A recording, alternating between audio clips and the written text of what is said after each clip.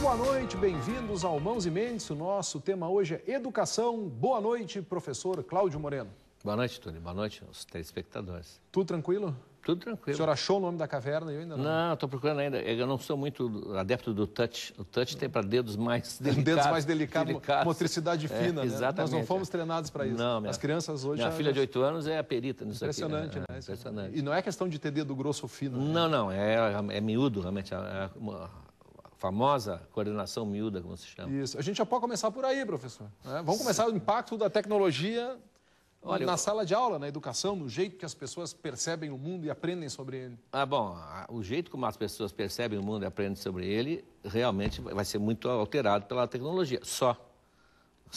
Tem gente que acha que a solução é colocar um tablet em cada sala e etc. Não, realmente, ligar os alunos todos à rede internacional, à rede mundial, sim, isso é fundamental. Agora, não muda mais nada, é como uma pena de ganso tendo sido introduzida em 1300 para eles escreverem com a mão.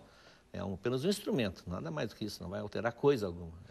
As aulas continuam do mesmo jeito, não? Alguns acham que agora as aulas têm que ser mais dinâmicas. Várias portas de entrada. Esse é um dos problemas da educação. Eles acham que a aula de hoje é tediosa.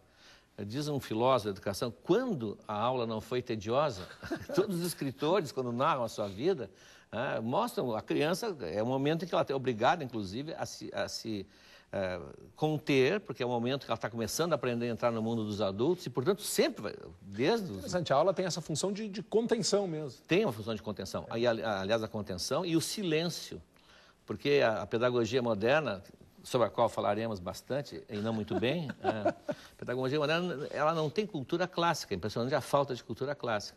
O silêncio do estudante é uma coisa fundamental, porque é o momento em que ele tem algo a dizer e ele aprende a ficar quieto, porque ele está ouvindo uma fala mais qualificada na sua frente. Isso ele tem que aprender. Interessante. Ele Hoje tem que valoriza a participação algazárrica. Não sei se existe essa palavra. Sim, mas se não existe, se ouve. Não, ele tem que aprender a contenção. A ficar quieto. Ficar quieto, mas não ficar quieto... Que alívio, professor. Que bom lhe ouvir. Não, a tese normalmente, mas ele, coitado, oprimido, não é. Ele não consegue ficar parado. Não consegue.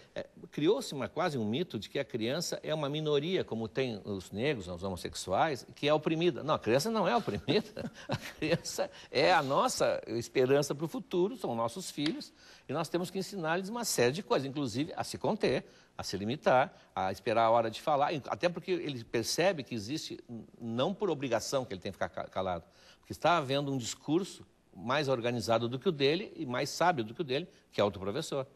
Isso é fundamental, você tem que reconhecer isso. É interessante porque muitas das pessoas que passaram por aqui expressam uma tese de matriz similar, de que o professor, de certa forma, deixa de ser um elemento vertical da educação e passa a ser um moderador quase no mesmo nível da turma. Ele está ali meio como se fosse um meio de campo clássico, assim, vamos pegar da história do...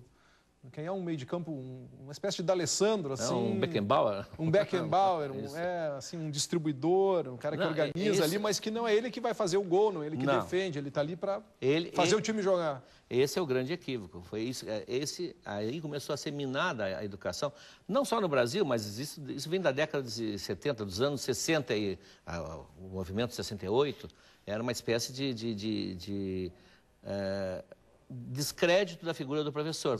Mais de 68, França. França e a China, com tudo que teve de ruim e de bom.